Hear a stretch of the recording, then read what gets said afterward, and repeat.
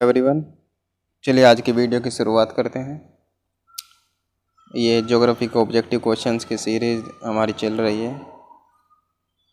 तो आज का पहला क्वेश्चन है कि जिस ज़िले से 70 डिग्री पूर्वी देशांतर रेखा गुजरती है वह है, यानी कि जो 70 डिग्री देशांतर रेखा है वो कौन से ज़िले से होकर के गुजरती है। तो इस टाइप के क्वेश्चन हमने पहले भी किए हैं एक दो। इनको जो भी क्वेश्चन मैं करा रहा हूँ आपको, आप उन्हीं को केवल याद कर लीजिए, उसी में से क्वेश्चन बन जाए। क्योंकि इसके लिए आपको मैप की बहुत ज़्यादा नॉलेज होनी चाहिए और उतना सब चीज़ें नहीं कर पाता एक आदमी।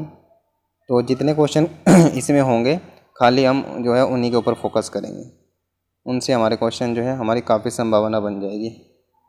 तो 70 डिग्री से देखते हैं। तो 70 डिग्री अप्रोक्स आपका ये 68 डिग्री है और ये 72 डिग्री है, तो इसके बीच में कहीं को 70 डिग्री होगा। ओके, तो ये है हमारी देशांतर रेखा। अब 70 डिग्री देशांतर रेखा आपके लगभग यहाँ से जाएगी इस तरीके से। तो ये गुजरात से और राजस्थान दो राज्यों से होकर के जाएगी। अब हम अपने ऑप्शंस देख लेते हैं कि हमारे ऑप्शंस क्या क्या दिए हुए हैं। जैसलमेर अगर ऑप्शन में हुआ तो हम वो सही लगाएंगे। ऑप्शन हमारे हैं जैसलमेर है, जोधपुर है और धौलपुर है और नागौर है। तो इनका कंपैरिजन करते हैं। जैसलमेर, जोधपुर और धौलपुर, नागौर। ये अपना मैप आ गया। जैसलमेर आपका यहाँ पे है, ठीक है, और उसके बाद जोधपुर यहाँ पे हो गया इसके पीछे। तो जोधपुर तो बिल्कुल भी नहीं होगा, तो जैसलमेर। तो आपका जो इसमें आंसर होगा वो जैसलमेर ही होगा। ओके, इसमें शायद जोधपुर आंसर लगा रखा ना, तो शायद इसमें जोधपुर लगा रखा। हाँ, तो ये गलत होगा। आंसर जो होगा आपका जैसलमेर होगा, ठीक है। क्योंकि हमने देख लिया, आप देखोगे जब ध्यान से, कि जो 72 डिग्री पर, जो 70 डिग्री पर है, ये देखिए आप, ये 72 डिग्री वाला है, 72 डिग्री देशांतर, और 72 डिग्री के पीछे है कहीं पर जोधपुर, ठीक है। 72 डिग्री के पीछे जोधपुर है। तो जैसलमेर या बाड़मेर अगर ऑप्शन होता तो उसके बारे में हम चर्चा करते, लेकिन इसमें जोधपुर और जैसलमेर है तो जैसलमेर करेक्ट होगा। क्योंकि ऊपर देखोगे आप, ये 72 डिग्री देशांतर रेखा है। ये जो रेखा जा रही है ना, ये वाली रेखा, ये 72 डिग्री देशांतर रेखा है। ओके, तो हमें 70 डिग्री पे पूछा था, तो 70 पे आपका वही होगा, हाँ, आपका जैसलमेर, ठीक है। तो इसमें ये ऑप्शन गलत लगाया रखा। तो आगे चलते हैं। आज का नेक्स्ट क्वेश्चन, दूसरा क्वेश्चन है। क्वेश्चन है कि किसी जगह पर स्थानीय समय 6 बजे हुए हैं प्रातः, यानी कि कहीं पर सुबह के 6 बजे हुए हैं, ठीक है।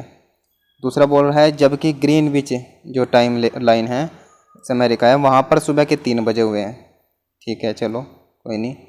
तो क्या पूछ रहा है कि उस जगह की देशांतर जो लॉन्गिट्यूड रेखा है वो क्या होगी। मतलब ये बोलना चाह रहा है कि ये हमारा कहीं पे यहाँ है, ये 0 डिग्री देशांतर रेखा है, यहाँ से पूरे विश्व का समय निर्धारित होता है, पता है। ओके, तो यहाँ से बोल रहा है कि यहाँ पर 6 बजे हुए हैं सुबह के, ठीक है। तो अब आपको ध्यान रखना है, जैसे मैं बोलता हूँ कि यहाँ पर अगर 12 बजे हुए हैं तो इंडिया में उस वक्त कितने बजते हैं। वो इंडिया में उस वक्त बजते हैं 5:30, पता है। 5:30 घंटे का अंतर है हमारे में और अमेरिका में, वो सॉरी लंदन के टाइम जहाँ पे ग्रीनविच है, ठीक है। तो इसका क्या मतलब है, यहाँ पर जब रात होती है तो हमारे यहाँ पर दिन होता है। मतलब समय इस हिसाब से चलता है कि हमारे यहाँ पर रात हो रही है तो वहाँ पर क्या होगा, दिन होगा, ठीक है। तो यहाँ पर बोल रहा है कि यहाँ पर वो बोल रहा है कि यहाँ पर तो 3 बजे हुए हैं, 3 बजे हुए हैं ना, यहाँ पर 3 बजे हुए हैं, तो समय जो इससे आगे होगा ना, यहाँ पर कहीं जाके 6 बजेगा, यहाँ पर, ठीक है, यहाँ कहीं जाके 6 बजेगा। तो इससे यानी कि कहाँ पे बजेगा, पूर्व में बजेगा, ठीक है। और पूर्व में कितना चलना है हमें, वो हम देखेंगे। हमें पता है एक देशांतर से दूसरे देशांतर पर जाने में कितना समय लगता है, 4 मिनट का, ठीक है। तो 4 की जब 45 में मल्टीप्लाई करोगे तो लगभग आएगा आपका 3 × 18 180 मिनट आएगी। और 180 मिनट का मतलब होता है 3 घंटे, ठीक है। तो अब हमें ये तो हमारा ऑप्शन कट गया, ये तो 120 तो होगा नहीं। तो अब इनमें से कौन सा लगाना, पूर्वी लगाना कि पश्चिम लगाना। मैंने बताया ना, यहाँ पे 0 डिग्री है, इधर चलोगे, इधर क्या है, पूर्व है, तो पूर्वी। तो इसमें ऑप्शन ए आपका करेक्ट होगा। ओके, नेक्स्ट क्वेश्चन है कि राज्य दिए हुए हैं और उनकी राजधानियाँ दी हुई हैं, ठीक है। तो इनको मैच करना है। तो राज्य और उनकी राजधानियाँ आपको याद होनी चाहिए। जैसे पहला हम देखते हैं ए की, असम की राजधानी क्या है? शिलोंग नहीं है, कोहिमा नहीं है, दिसपुर नहीं है, दिसपुर है।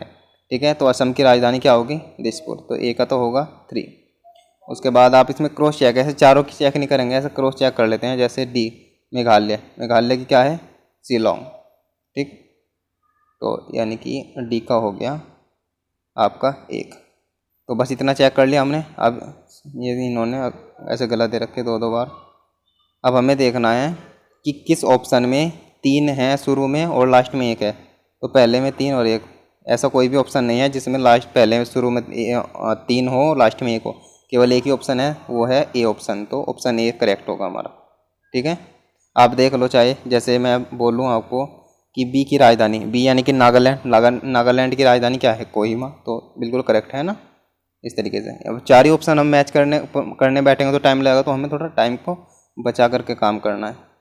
नेक्स्ट क्वेश्चन है कि मैकमोहन लाइन क्या है, यानी कि किसको विभाजित करती है मैकमोहन? बड़ा ही सिंपल है, मैंने आपको कई बार इस बारे में बता रखा है। मैकमोहन किसको डिवाइड करती है? मैकमोहन आपकी डिवाइड करती है भारत और चीन को, यानी कि बी ऑप्शन इसका करेक्ट होगा। ऐसे ही रेड क्लिफ लाइन है, रेड क्लिफ किसको करती है? अपने भारत को और इधर से पाकिस्तान को। ठीक है, ये रेड क्लिफ करती है।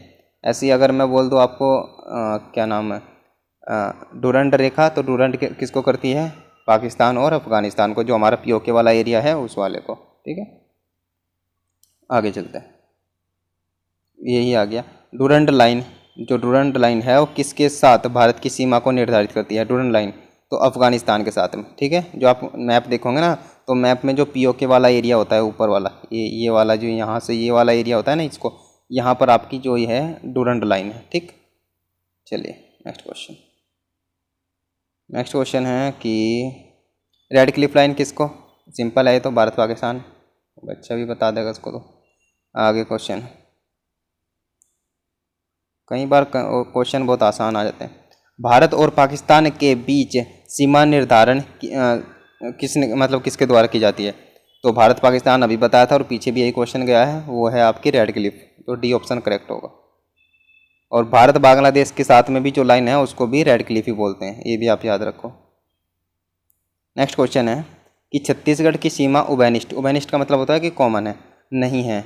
इनमें से ये पूछ रहा है कि ये 4 राज्य दिए हुए उसने, तो इसमें से बोल रहा है कि किसके साथ में, मतलब दोनों की सीमा सेम नहीं है, यानी कि इस राज्य की और इस राज्य की दोनों की सीमाएं मिली हुई नहीं है।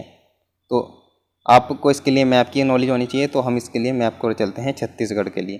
छत्तीसगढ़ राज्य के बारे में हम देखेंगे। जैसे ये है अपना, इससे दूसरे वाले लेते हैं, ये है अपना छत्तीसगढ़। ठीक है, ये रहा छत्तीसगढ़।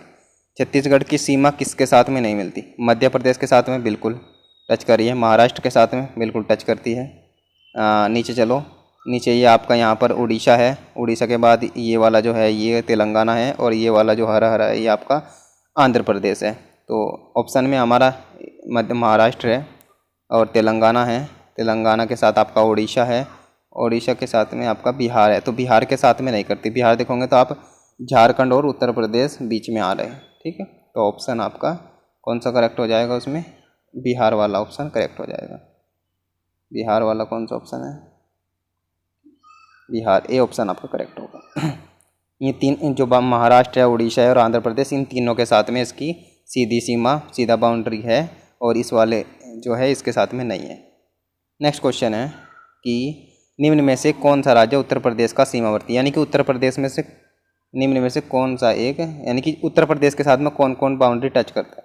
तो उत्तर प्रदेश के लिए आपको उत्तर प्रदेश की नॉलेज होनी चाहिए। उत्तर प्रदेश के मैप देखते हैं।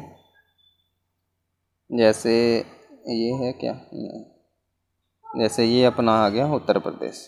ठीक है, अभी उत्तर प्रदेश देखो किस किस के, उत्तराखंड के साथ में, हिमाचल प्रदेश के साथ में। ये आप क्वेश्चन बनता है कि उत्तर प्रदेश क्या हिमाचल प्रदेश, क्योंकि ये जो बारीक बारीक सी बाउंड्री होती है ना, बहुत ही कम, इन पर क्वेश्चन बनते हैं बहुत ज़्यादा। तो आप ध्यान रखना, उत्तर प्रदेश हिमाचल प्रदेश के साथ में ही बाउंड्री शेयर करता है।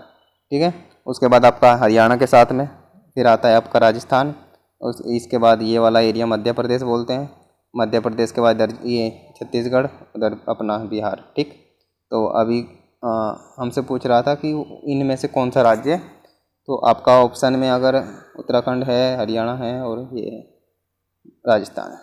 ठीक है, तो ऑप्शन देखते हैं आप। तो ऑप्शन देखोगे तो आप राजस्थान बिल्कुल टच करता है, पंजाब नहीं टच करता, छत्तीसगढ़ बिल्कुल टच करता है और झारखंड भी टच करता है। तो ऑप्शन ये तीनों जिसमें ये होंगे 2, 3, 4। तो 2, 3, 4 वाले कौन से क्वेश्चन है, ऑप्शन है। तो 2, 3, 4 यानी कि ये ऑप्शन आपका करेक्ट होगा। ठीक है, कौन नहीं करता, तो पंजाब जो है उत्तर प्रदेश के साथ में सीमा साझा नहीं करता।